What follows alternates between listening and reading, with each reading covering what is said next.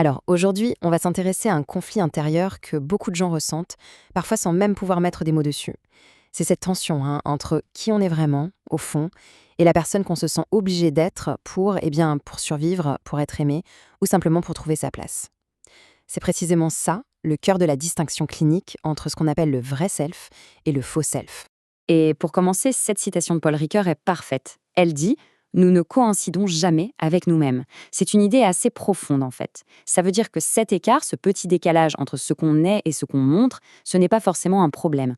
Au contraire, c'est peut-être justement là, dans cet espace, que se trouve la chance de devenir vraiment soi-même. Alors c'est cette tension qu'on va explorer ensemble avec un regard clinique. Bon, pour que tout ça soit bien concret, rien de tel qu'un exemple, une sorte d'étude de cas tirée de la pratique clinique. Alors, imaginons Philippe, 40 ans. Sur le papier, sa vie est une réussite totale. Le diplôme prestigieux, le mariage qu'il faut, le rôle de père modèle, tout y est. Et pourtant, Philippe est en train de sombrer dans la dépression. Il a ce sentiment terrible d'étouffer. Pourquoi? Parce que son succès, en réalité, cache une fracture intérieure. Il a construit ce qu'on appelle un faux self, incroyablement efficace, qui coche toutes les cases des attentes de la société, de sa famille, mais en dessous, son vrai self, qui il est vraiment, est en train de mourir à petit feu. Et c'est cette souffrance qui l'amène à consulter. L'histoire de Philippe, c'est une porte d'entrée parfaite pour définir plus précisément ces deux concepts. Alors allons-y. Qu'est-ce que c'est concrètement, le vrai self et le faux self? Voilà, la différence est vraiment centrale. D'un côté, on a le vrai self. C'est notre essence, ce qui est spontané, créatif en nous. C'est la partie de nous qui s'exprime librement quand on se sent en sécurité, en confiance. C'est notre noyau dur. Et de l'autre côté, il y a le faux self. Lui, c'est plutôt une collection de masques, de stratégies qu'on a développées pour s'en sortir, pour survivre. Son but, c'est quoi? C'est d'obtenir l'amour des autres, ou au minimum d'éviter d'être rejeté. Du coup, on comprend bien que ça peut mener à un sentiment de ne pas être vraiment soi, de jouer un rôle en permanence.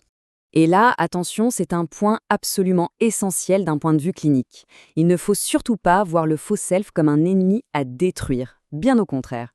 Cette partie de nous a été incroyablement intelligente. C'était une adaptation nécessaire, vitale même, pour survivre à certaines situations.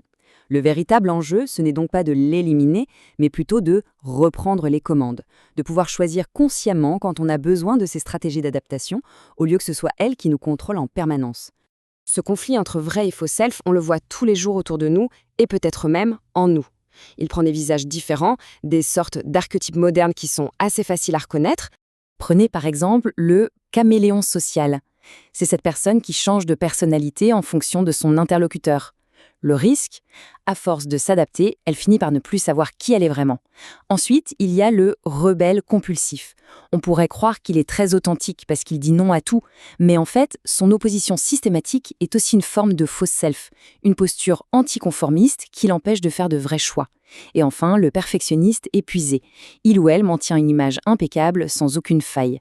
Le problème, c'est que cette façade empêche toute vulnérabilité et donc bloque la créativité et les relations authentiques. Ok, on a bien posé le diagnostic, mais la grande question, c'est comment on fait concrètement pour se reconnecter à son vrai self?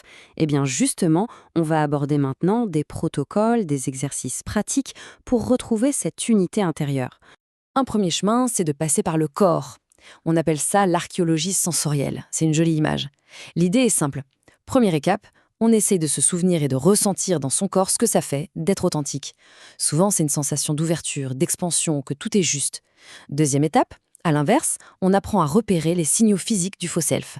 Les tensions dans la nuque, la fatigue soudaine, la mâchoire serrée. Et enfin, troisième étape, on s'entraîne petit à petit, dans des situations sans grand enjeu, à écouter et à suivre les signaux du vrai self. Et au cœur de cette démarche, il y a une question toute simple, mais incroyablement puissante à se poser régulièrement. Qu'est-ce que je voudrais vivre, là, maintenant, qui serait plus juste pour moi? Remarquez, la question ne demande pas une grande analyse intellectuelle, elle demande un ressenti. C'est une sorte de boussole intérieure qui nous guide à partir de ce qui est vrai pour nous et non pas à partir de ce que les autres attendent. Un deuxième protocole, qu'on pourrait appeler la rupture enchantée. D'abord, il s'agit de prendre conscience du coût.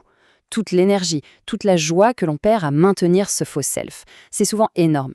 L'étape 2, et elle est fondamentale, c'est de se donner la permission.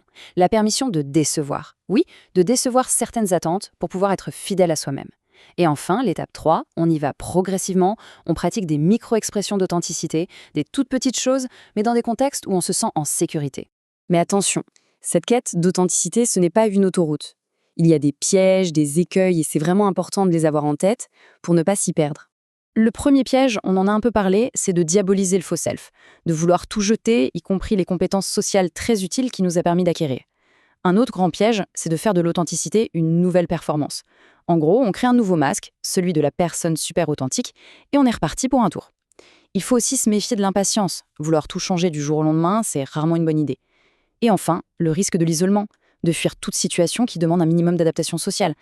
Ce qui nous amène tout naturellement à la conclusion de ce cheminement. Le but final, ce n'est pas la guerre, mais l'intégration.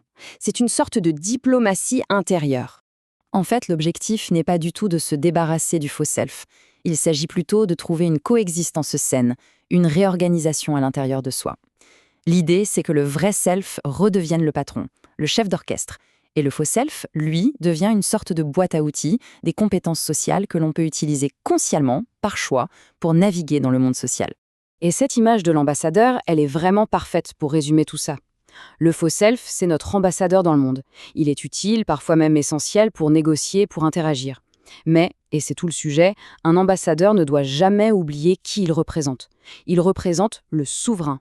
Et le souverain, c'est notre vrai self. Tout l'enjeu est là. Maintenir cette hiérarchie saine et cette ligne de communication toujours ouverte. Et c'est sur cette idée de diplomatie intérieure que l'on va conclure. Ce contenu vous est offert par le docteur Sandrine de Montsabert pour le manuel des sagesses de vie des enfants polytraumatisés du XXIe siècle dans le cadre de la formation et des thérapies Integria Parle pour être.